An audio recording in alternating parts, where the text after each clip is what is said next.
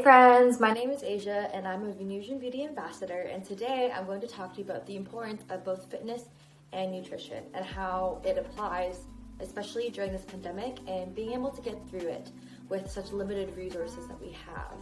So I hope you stay tuned to hear a bit about my own fitness journey and how I've used it to help reduce my stress levels and anxiety throughout the pandemic.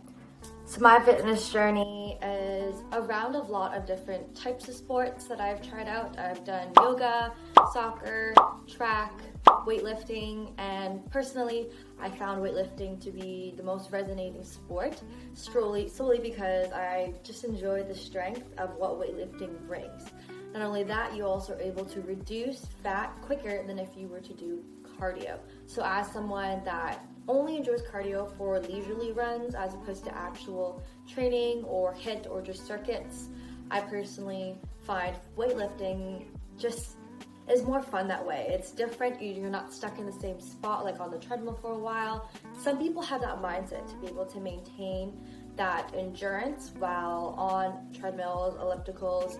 However, for me, I just like moving around. I tend to have a lot of energy, and weightlifting is a great way to not only use that energy, but I'm able to reduce not only my body fat percentage, but as well as actually learn a lot more about body composition and feel stronger and build stronger shoulders and arms than what I actually normally had when I was little. So personally, one thing I really want to drive home is that fitness can be more than just going for a run. It could be stretching. It could be, like I said, weightlifting. It could be dancing even. I feel a lot of people seem to dislike fitness because they have such a narrow mindset of what that actually means to them. So what I challenge you for this quarantine is to actually figure out what type of fitness resonates with you. If it's music that you love so much, there are tons of dance workouts online you can follow on YouTube, and just doing one dance workout per day, 7 minutes even, does a load of a difference as opposed to if you were just to do nothing at all. And as someone that is diagnosed with depression, I find my depressive episodes are incredibly less when I actually work out consistently. Another key thing when it comes to fitness and nutrition is your water intake. So I drink about 3 to 5 liters a day. I aim for 5 solely because the training I'm currently doing requires a lot of water, and I honestly noticed my mood is way better when I get my water intake in, and I highly recommend getting it done in a bigger bottle as opposed to, let's say, a 500 milliliter bottle or glass. Solely because, one, if it's glass, you're able to see how much water you have left to drink, giving you a visible reminder of holding yourself accountable. And then another reason why is that it's just easier to down, right? I find with the straw, I personally drink slower. That's up to your own decision though at the end of the day, if that's what you find works best for you or doesn't work for you.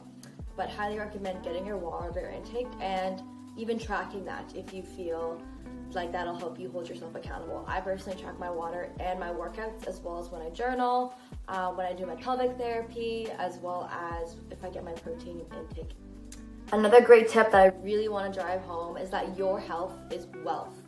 You must treat your body the same way you treat yourself spiritually and mentally, right? So for example, on self-care days, you do face mask and you journal, maybe you light a candle. Those are great steps that you have in your toolbox that you can use whenever, you feel down or you need to feel re-energized, refueled. Figure out a similar system, but for your body, because your body is your vessel. It will be there with you till the day you die. It's the thing that you were born in. It's the thing you will die in. And you must be able to honor this body, because what holds this body is that soul, right? It is that mind. So you need to be able to figure out, what can I do to refuel myself, re-energize my body? How can I give it more energy? And 2 great ways to do that are both nutrition and fitness.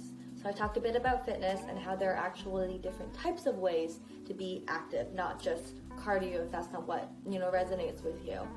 But when it comes to nutrition, besides water intake, look at your macronutrients. And what I mean by that is looking at both your protein, your fats as well as your carbs. So if you literally just do a Google search of macronutrients, you'll get a good gist of what that means. And typically, every body works better based off of a specific amount of macronutrients. So I know for me, for example, in the morning when it comes to breakfast, I find I have more energy and more life in me if I have a very high fat and high protein breakfast. So what that means is I usually have avocado for high fats, and then for high protein, I do salmon or I do chicken. Or if I feel like making, something that's a little more exciting, I do kimchi tofu stew. So I have boiled eggs in there for my protein, as well as tofu, and then tuna even. Add kimchi for just like some flavor, and my healthy fats, I actually put some oil in there as well. So figure out and actually test to see, one day try to have a heavy carb breakfast, whether that be bread, for example, or like cold pasta, and see what your energy levels are like. Actually track it down in a journal, for example. And then try another breakfast where perhaps it's high fats and high proteins. See if your energy levels are actually different. That way you can organize your day in a way where your first few steps, such as breakfast, are actually working towards optimal functioning for you to be efficient throughout your day. So highly recommend giving that a go. The last thing I want to touch on is, okay, maybe you're thinking, Azia, you're giving me all these ideas. How do I hold myself accountable? How do I actually stick to this? So not only is tracking your work a great way to do it, such as habit tracking. That's something that Kim does, even if you noticed in her content.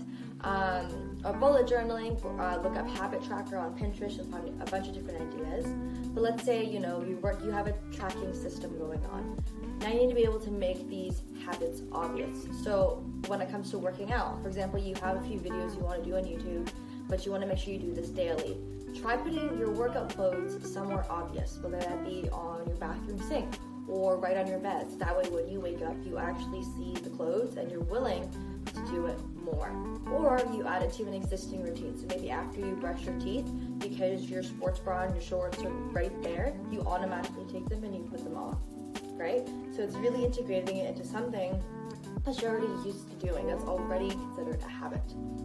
Another great way too, when it comes to nutrition, personally finding a water bottle and just carrying it with you around the house wherever you go makes a world of a difference than if you always leave it on your kitchen counter.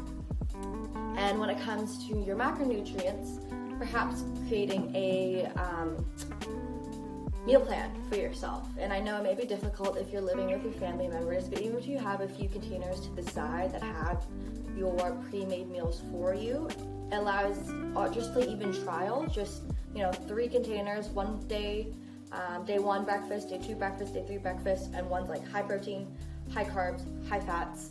If you're able just to try that out, like you can literally just take it out of the fridge, heat it up, and see if that macronutrients balance works for you.